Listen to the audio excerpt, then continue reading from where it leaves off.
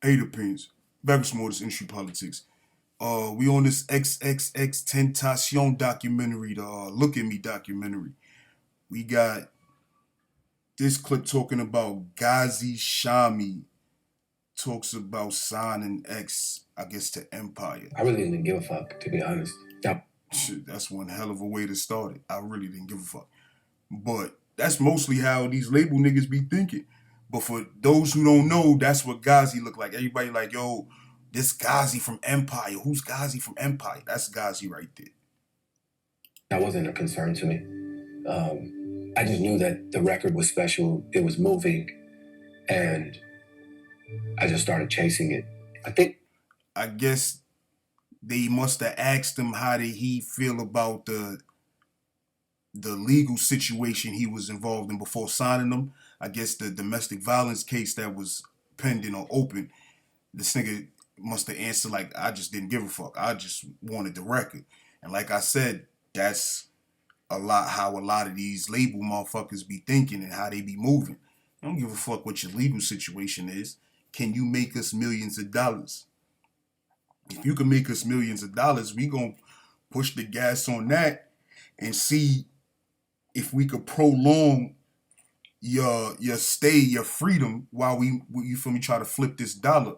If you if we could put enough money behind keeping you free, so be it. If money won't help, like if our record label money can't help you stay out of jail, then before you go into jail, we gonna try to get as much money as possible. While you in jail, we gonna get even more money if you do it the right way. And when you come home, it depends on how long you do, and depending on your contract, you should be good. You should be good. That's what most labels be on. Some of them, they don't give a fuck. They like, I don't give a fuck if you beat the case or not, nigga.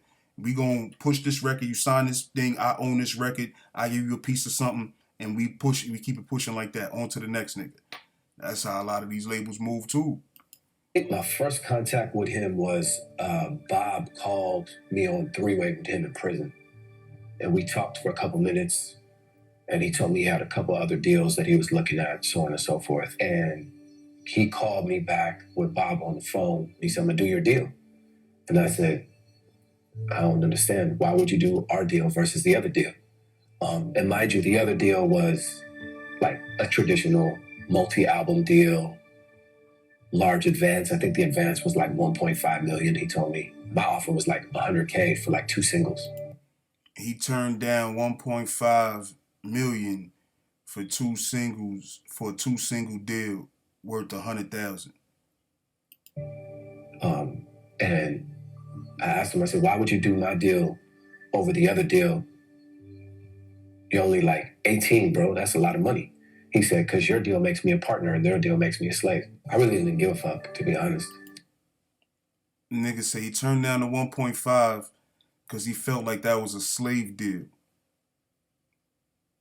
And he could be right because he didn't say how many albums was in that deal. He said a multi-album deal with a large advance of a mil five. And he was doing a deal with two singles for 100K. Why not? Why not do the two single deal, especially if they want you for 5 albums or some crazy number like that? If the first deal wants you like 5 albums, 6 albums, and you get 1.5, that money is spent before your fucking second album. That money is gone already. Shit probably gone during your first album. All the shit that you gotta do. Cause if you don't pay for it out of your advance, the label is gonna pay for it and then they're gonna charge you. Label's gonna pay for everything. They're gonna keep books on everything that they paid for that had to do with you and your career while you was signed to them. And that goes against the money you owe them back. Like the money they making off this record. They talk about recouping. That's what they talking about. The money that they put into the record or the money that they put in the project, they call it.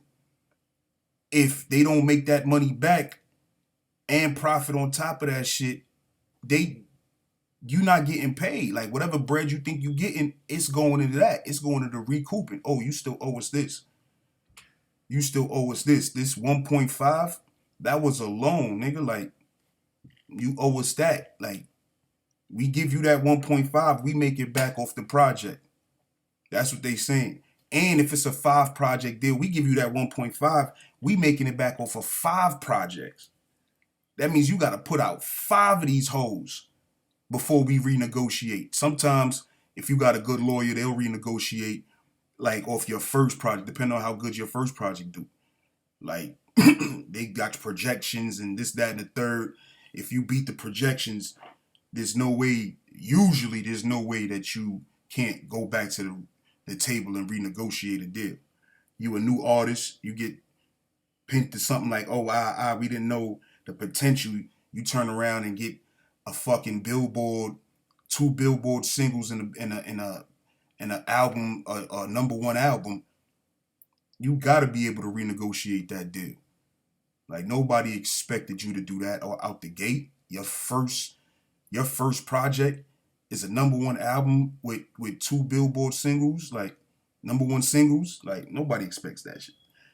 But yeah, these record labels, they'll say exactly what he said. I don't give a fuck. I just wanted the music. The song was hot. I just want the music.